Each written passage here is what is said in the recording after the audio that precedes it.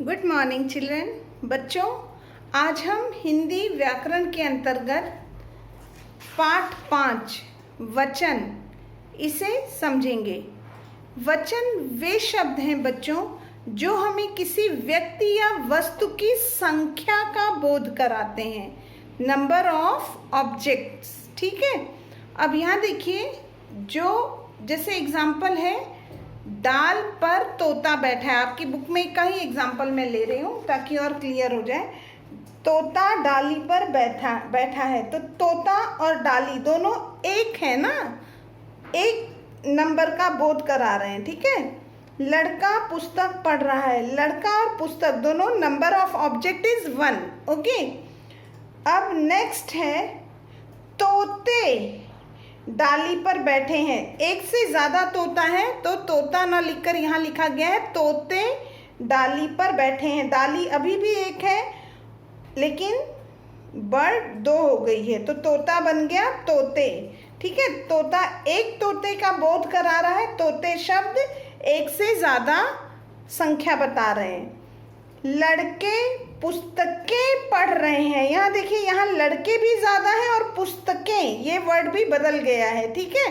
तो जो शब्द हमें किसी भी नाउन में व्यक्ति या वस्तु का कितने हैं यह बोध कराता है, उनकी संख्या का बोध कराता है, वो शब्द वचन कहलाता है। वचन के 2 भेद होते हैं, एक वचन और बहुवचन।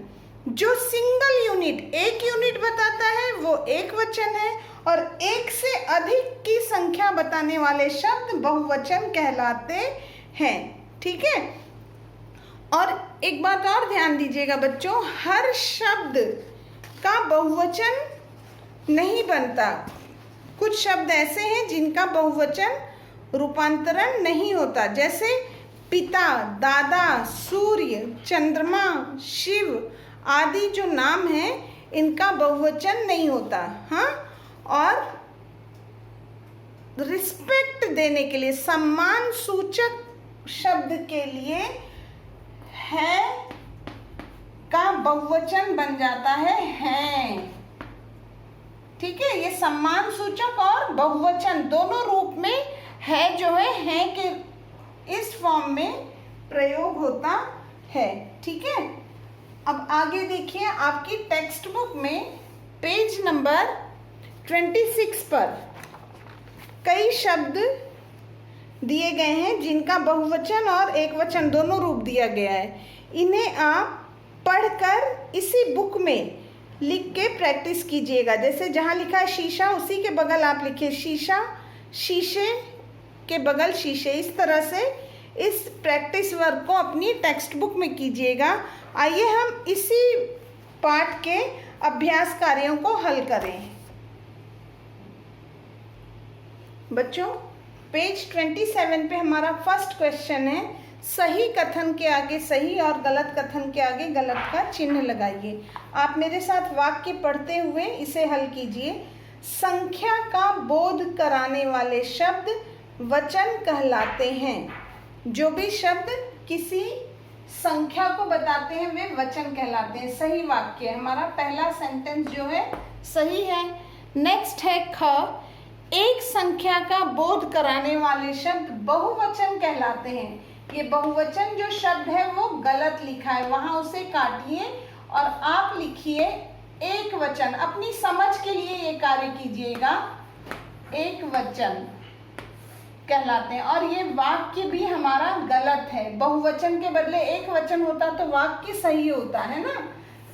एक संख्या का बोध कराने वाले शब्द एक वचन कहलाते हैं। बहुवचन जो लिखा है वो गलत है, उसे काटिएगा और अपनी समझ के लिए, करेक्ट नॉलेज के लिए वहाँ एक वचन लिख दीजिए। पुस्तकें एक वचन का शब्द है, ये वाक्य भी हमारा गलत है। पुस्तकें जहाँ लिखा है वहाँ आप पुस्तक लिखिए, काट के पुस्तक लिख दीजिए ऊपर, प्लेस एडजस्ट करके। पुस्तक एक वचन का शब्द है, तब तो ये वाक्य सही होता। ठीक है। पुस्तकें लिखने के कारण यह वाक्य गलत है। पुस्तकें बहुवचन का शब्द है, मैनी बुक्स। घ है, सेना का बहुवचन सेनाएं होता है। घ स्टेटमेंट सही है। ठीक है, आगे हम क्वेश्चन थर्ड की तरफ बढ़ रहे हैं। क्वेश्चन थर्ड में है, पेड़ पर डैश बैठे हैं। ऑब्जेक्टिव्स में से हमें, ऑप्शंस में से हमें करेक्ट वर्ड चुनना है।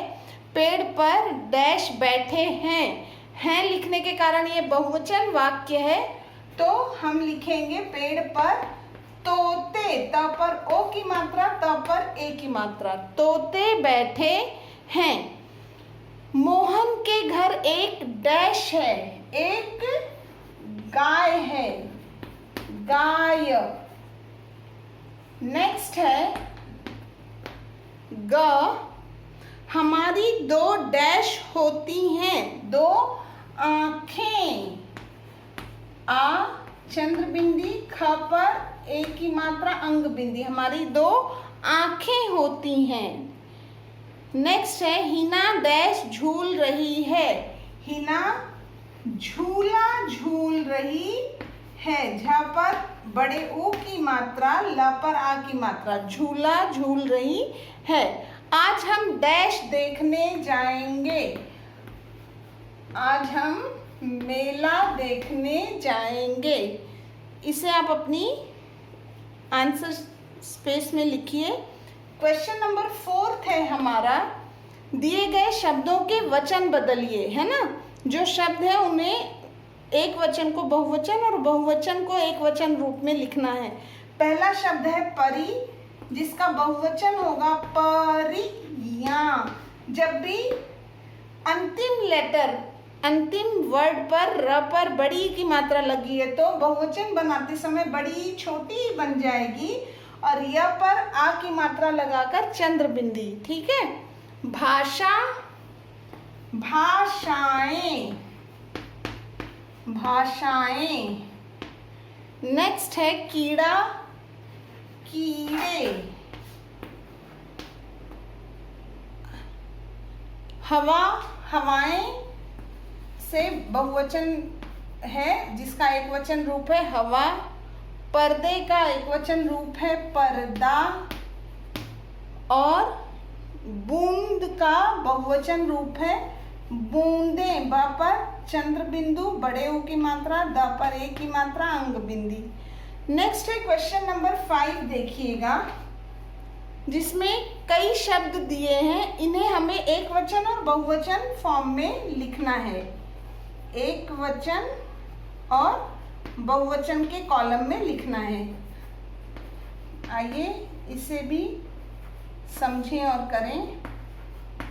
पहला शब्द है मिठाई, मिठाई एक वचन शब्द है। दूसरा कथाएं, बहुवचन शब्द है, कथाएं। नेक्स्ट है परियां, परियां भी बहुवचन है, एक से ज्यादा है, परियां। नेक्स्ट है कीड़े, कीड़े भी बहुवचन शब्द है, कीड़े। अगला है चश्मा, चश्मा एक वचन शब्द है। सूर्य एक वचन शब्द है।